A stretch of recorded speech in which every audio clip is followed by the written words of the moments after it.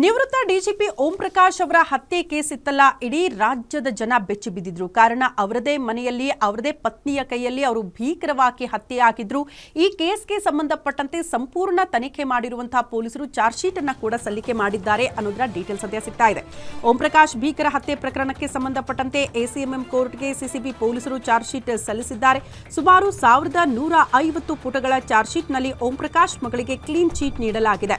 ತನಿಖೆ ವೇಳೆ ಕೊಲೆಯಲ್ಲಿ ಓಂ ಪ್ರಕಾಶ್ ಮಗಳು ಕೃತಿಕಾ ಪಾತ್ರ ಕಂಡುಬಾರದ ಹಿನ್ನೆಲೆಯಲ್ಲಿ ಚಾರ್ಜ್ ಶೀಟ್ನಲ್ಲಿ ಅವರ ಹೆಸರನ್ನ ಸಿಸಿಬಿ ಕೈಬಿಟ್ಟಿದೆ. ಕೊಲೆ ವೇಳೆ ಮನೆಯ ಮೇಲಿನ ಮಹಡಿಯಲ್ಲಿ ಕೃತಿಕಾ ಇದ್ರು, ಹೀಗಾಗಿ ಕೊಲೆಯಲ್ಲಿ ಭಾಗಿಯಾದ ಬಗ್ಗೆ ಸೂಕ್ತ ಸಾಕ್ಷ್ಯಗಳ ಕೊರತೆ ಹಿನ್ನೆಲೆಯಲ್ಲಿ ಕ್ಲೀನ್ ಚೀಟ್ ನೀಡಲಾಗಿದೆ. ಓಂ ಪ್ರಕಾಶ್ ಪತ್ನಿ ಪಲ್ಲವಿ ವಿರುದ್ಧ ಚಾರ್ಜ್ ಶೀಟ್ ಮಾಡಿದ ಸಿಸಿಬಿ ಕೌಟುಂಬಿಕ ಕಲಹ, ಆಸ್ತಿ ವಿಚಾರವಾಗಿ ಓಂ ಪ್ರಕಾಶ್ ಹತ್ಯೆ ಮಾಡಲಾಗಿದೆ ಅನ್ನುವಂತಹ ವಿಚಾರ ಕೂಡ ಚಾರ್ಜ್ ಶೀಟ್ನಲ್ಲಿ ಉಲ್ಲೇಖ ಆಗಿದೆ. ಆಸ್ತಿಯಲ್ಲಿ ತನಗೆ ಸೂಕ್ತ ಪಾಲು ದೊರೆತಿಲ್ಲ ಅಂತ ಹತ್ಯೆ ಮಾಡಿದೆ ಅಂತ ಅವರ ಪತ್ನಿನೇ ಹೇಳಿಕೆ ಕೊಟ್ಟಿದ್ದಾರೆ. ಅವರ ಹೇಳಿಕೆ ಕೂಡ ಚಾರ್ಜ್ ಶೀಟ್ನಲ್ಲಿ ಉಲ್ಲೇಖವಾಗಿದೆ. ರಕ್ತದ ಕಲೆಗಳು, ಚಾಕುವಿನ ಮೇಲೆ ಇದ್ದ ಫಿಂಗರ್ ಪ್ರಿಂಟ್, ಗೋಡೆ ಮೇಲಿನ ರಕ್ತದ ಕಲೆಗಳು ಸೇರಿ ಹಲವು ವೈಜ್ಞಾನಿಕ ಸಾಕ್ಷಿಗಳನ್ನು ಕೂಡ ಸಂಗ್ರಹಿಸಿ ಚಾರ್ಜ್ ಶೀಟ್ ಅನ್ನು ಸಿಸಿಬಿ ಪೊಲೀಸರು ಸಲ್ಲಿಕೆ ಮಾಡಿದ್ದಾರೆ.